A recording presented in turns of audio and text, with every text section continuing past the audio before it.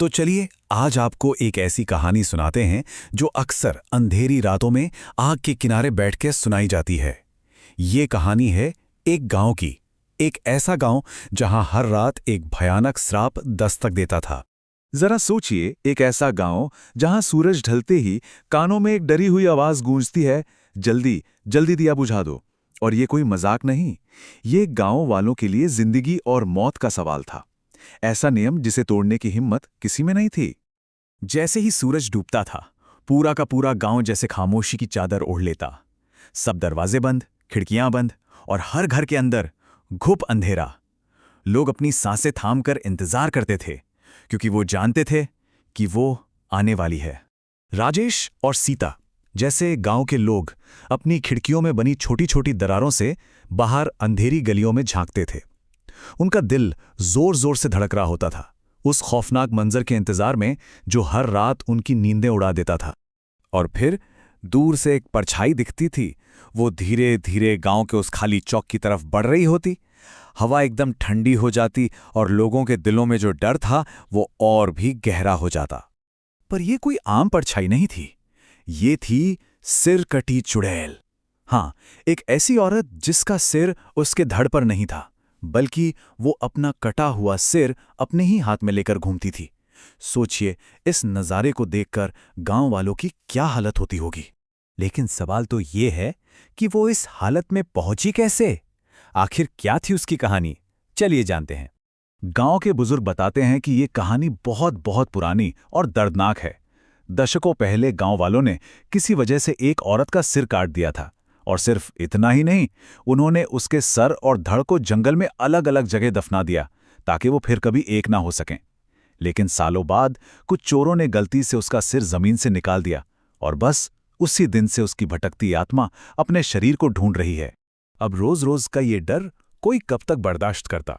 आखिर में सरपंच और राजेश की अगुवाई में गांव वालों ने तय किया कि अब बहुत हो गया, इस मुसीबत का कोई ना कोई हल तो निकालना ही पड़ेगा।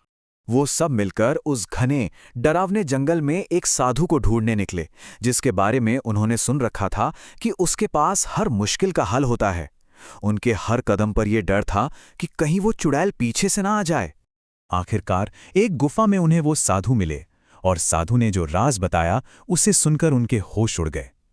उन्होंने कहा कि उसे मारा नहीं जा सकता, क्योंकि वो तो पहले ही मर चुकी है। उसे आज़ाद करने का सिर्फ और सिर्फ एक ही तरीका है, और वो तरीका लगभग नामुमकिन था। साधु ने बताया कि उसे सिर्फ एक पवित्र आत्मा ही इस श्राप से मुक्ति दिला सकती है। मतलब एक ऐसा इंसान चाहिए था जिसके मन में कोई पाप ना हो, जिसने अपनी पूरी जिंदगी में कभी कोई गलत काम ना किया हो। अब ऐसे दौर में ऐसा इंसान कहां से मिलता? तभी गांव वालों की भीड़ में से कन्हैया नाम का एक आदमी बड़े जोश में आगे आया और बोला, अरे मुझे लगता है मेरी आत्मा तो एकदम पवित्र है। एक पल के लिए तो सबके चेहरे पर उम्मीद की एक किरण दौड़ गई। लेकिन ये उम्मीद ज्यादा देर टिकी नहीं। राजेश ने तुरंत उसकी बात काट दी। बोला, अच्छा, तो तुम्हारी पवित्र आत्मा तब कहाँ थी जब तुम मुझे ही चुड़ैल के सामने फेंक कर भागने वाले थे? कन्हैया का मुंह उतर गया और सबके दिल टूट गए। ये साफ था कि उनमें से कोई भी इतना पवित्र नहीं था। लेकिन अब उनके पास पीछे हटने का कोई रास्ता नहीं था। उन्हें कोशिश तो करनी ही थी। तो चलिए देखते हैं कि उस रात आखिर हुआ क्या। गांव वालों ने मिलकर एक सीधा साधा पर बहुत ही खतरनाक प्लान बनाया। वो उस चुड़ैल का सामना करने जा रहे थे, और वो ये अच्छी तरह जानते थे कि एक छोटी सी गलती का मतलब सीधी मौत थी। सबसे पहले कन्हैया ने हिम्मत जुटाई, उससे कांपते हाथों से सिर उठाया और उसे धड़ पर रखा। लेकिन जैसे ही उसने अपना हाथ हटाया, वो सिर लड़खड़ाकर वापस जमीन पर गिर गया। उसकी आत्मा पवित्र नहीं थी, बस उनकी सारी योजना धरी की धरी रह गई। लोगों ने सरपंच को आगे किया, लेकिन वो डर के मारे एक कदम भी आगे नहीं बढ़ा। अब ये बात तय हो चुकी थी कि गांव में कोई ऐसा नहीं है जो उन्हें बचा सकता है। चुड़ैल गुस्से में राजेश पर हमला करने ही वाली थी कि तभी अंधेरे में से एक छोटा सा बच्चा बाहर आया। वो कोई और नहीं, राजेश का ही बेटा था, जो छिपकर ये सब देख रहा था। जहां बड़े बड़े सुरमा डर और अपने पाप के बोझ से कांप रहे थे, वहां उस बच्चे की मासूमियत ने वो कर दिखाया जो कोई नहीं कर सका। उसने बिना किसी डर के वो सिर उठाया और बहुत प्यार से उसे उस धड़ पर रख दिया। और इस बार वो सिर नहीं गिरा। देखते ही देखते वो भयानक चुड़ैल एक साधारण औरत में बदल गई। उसने उस बच्चे को धन्यवाद दिया और कहा, इस श्राप से मुझे आज़ाद करने के लिए तुम्हारा बहुत बहुत शुक्रिया।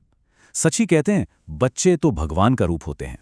तो ये कहानी हमें एक बहुत गहरी बात सोचने पर मजबूर करती है कि क्या इस दुनिया में जहां इतने राक्षस और इतनी बुराइयां हैं, उनसे लड़ने के लिए सबसे बड़ा हथियार ताकत या चालाकी नहीं, बल्कि मासूमियत है। इस बारे में सोचिएगा जरूर।